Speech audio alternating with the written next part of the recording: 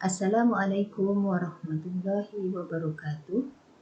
Hari ini kita belajar pelajaran HOT tahun 6. Ini merupakan buku teks JAIZ pelajaran HOT.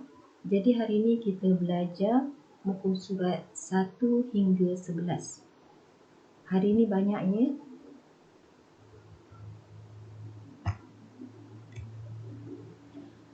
Cuba tengok kandungan, isi kandungannya yang kamu akan pelajari pada hari ini iaitu huruf tunggal alif, ba, ta, sa, jim, ha, ca, ho, dal, zal, ra, zai, sin, shin, sod dan dot. Okey. Mula-mula yang kita akan pelajari hari ini iaitu mengenal bentuk titik-titik dan menulis huruf-huruf jawi alif, ba, ta, sa, tunggal mengikut kaedah hot sulus. Jadi ini merupakan contoh tulisan hot sulus. Okey. Hari ini berkaitan dengan titik. Titik-titik untuk hot sulus dia seperti hot nasah juga, tetapi dia panjang sikit. Dia mula-mula mesti daripada atas ke bawah mengiring. Ya, ni bentuk satu titik, ni dua titik, tiga titik dan ni titik. Tiga titik juga. Dia agak melengkuk sikit ya berbanding hot nasah. Ni merupakan huruf alif tunggal. Alif memang tunggal kan? Jadi dari segi ketinggiannya ni ada 7 titik. Kemudian jangan lupa ianya agak menyengit sikit. Kamu tengok ini lurus, manakala huruf alifnya yang kat sebelahnya ni agak menyengit. Salah satu daripada lambang untuk kita kenal bahawa ianya merupakan hot sulus iaitu kepalanya. Ya, pastikan kepalanya macam ni. Gunakan pensil hot ketika menulis hot. Kemudian mula-mula sama ada kamu buat ini dulu, kepalanya dulu ataupun badannya pula, batangnya pula. Ya, kalau nak buat dulu boleh ataupun yang kepalanya dulu pun boleh. Gunakan pensil hot daripada kiri ke kanan mengiring. Kemudian baru batang ataupun sebaliknya. Yang penting kepalanya ni berbentuk macam ni. Huruf ba pula. Ba, ta, sa bentuknya sama. Dia seolah-olah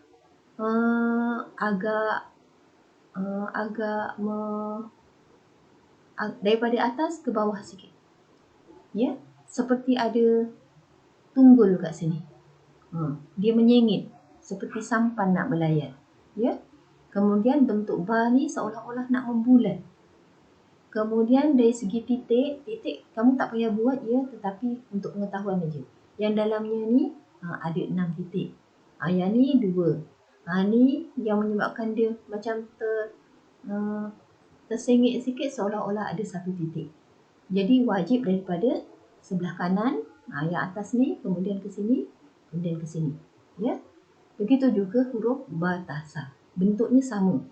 Tapi kalau kita menulis dengan tangan, mesti dia ada beza sikit. Tak apalah, cuba buat yang terbaik. Okey. Sekarang ni, cuba kamu tengok dari segi titik. Kalau titik 3 ni ada 2 jenis. Ni dan ni. Kalau yang ni kemudian ke atas, ianya untuk huruf sa, shin, nga, pa dan nya. Manakala untuk yang titik 1 kat bawah ni, ianya untuk huruf ca, nya. Ya. Jadi yang nya ni boleh pilihlah mana satu. Bersambung di awal dan di tengah. Okey, huruf ba, ta, sa, sulus, dia ada 2 jenis. Sama ada jenis yang macam ni, yang seolah-olah macam tersengit sikit ni, Yang bentuk macam ni boleh untuk huruf ba tasa, begitu juga yang ini. Jadi ba ni ada dua jenis. Sama ada kepalanya macam ni ataupun kepalanya daripada bawah naik atas kemudian barulah membentuk macam ni. Ya. Okey. Cuba tengok berikutnya. Ini merupakan contoh yang dah siap untuk hot sulus. Cantik kan? Al-Quran dan As-Sunnah ni mengambil berat. Kemudian lambang-lambang ni kamu boleh pilih sendiri agak-agak. Mana-mana yang ada ruang kosong, boleh letak tanda depan ke ataupun baris atas, baris depan, baris bawah, baris macam ni sebagai bunga-bunga dia. Yang penting ianya sesuai. Ni sunnah, sin dia depan sun, nun, mati dah sunnah. Ya. Dia boleh agak-agak lah. Ni ada ruang besar, dipanjangkan lagi. Jadi nampaklah cantik kan? Okey, ni muka surat 4, buku teks ya. Ada kat buku teks, rujuk buku teks. Okey, berikutnya cara menulis jim, ha, ca dan ho tunggal mengikut kaedah hot sulus. Ni ba alif jim, ba alif ba jim je baja. Cara menulisnya, ni garisan. Dia bukan di atas garisan betul ya, tetapi di atas lagi daripada garisan. Cuba tengok. Untuk yang awal ni 1, 2, 3, 4, 5 ada 5 titik. Ni teori tahu yang wajib kamu ingat dan boleh buat untuk agak-agak lah kamu buat. Dia mesti buat ni dulu, ni kepalanya ni. Ni macam ni, kemudian patah balik ke sini, barulah ke sini, kemudian ke sini dan ke bawah. Pastikan ni ekornya ni lebih panjang daripada kepalanya yang ni. Dia huruf jim, ha, ho, ca, ain, rin. Sama bentuknya ya yang ni. Yang badannya. Dia nak kena cuba baru kita tengok memang senang, tetapi bila mencuba baru terasa susahnya untuk buat bentuk jim, ha, ho, ca. Okey, cuba tengok berikutnya. Cuba tengok garisan. Pastikan tiap-tiap kali kamu menulis mestilah jangan berada atas garisan betul, tetapi di atas lagi. Ini kepalanya, mula-mula macam ni, kemudian angkat, letak yang atas, kemudian ke sini dan bentuknya dibentuk dengan cantik. Jangan, ni saya anggap sebagai kepala, yang ni sebagai perut. Jangan pula kepala ataupun perut lebih menonjol. Dia mesti sama ya kepala dengan perut ni. Titiknya berada macam ni lah. Kat tengah. Lebih kurangnya ya. Okey. Dia ada jim, ha, ho, ca ada 3 jenis. Boleh buat macam ni, boleh buat macam ni, boleh buat macam ni. Yang ni macam biasa, macam hot nasah. Cuma kepalanya berbeza. Manakala ini, ni sama badannya ni dengan ni. Manakala ini, kepalanya mula daripada sini. Sini, melentuk sini, kemudian ke sini, kemudian barulah ke bawah. Yang ini pula, jenis yang ketiga. Yang ni kepalanya sama dengan ni. Kemudian yang ini, sampai sini, naik kembali, difashionkan macam ni, naik atas. Nampak cantik kan? Nampak mudah kan? Tetapi tak semudah yang kita sangka untuk membuatnya.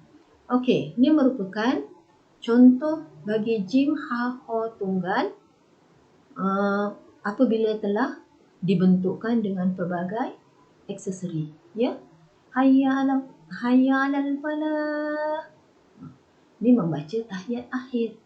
Ni ada dalam buku teks surat 7. Okey anak-anak, cuba tengok berikutnya.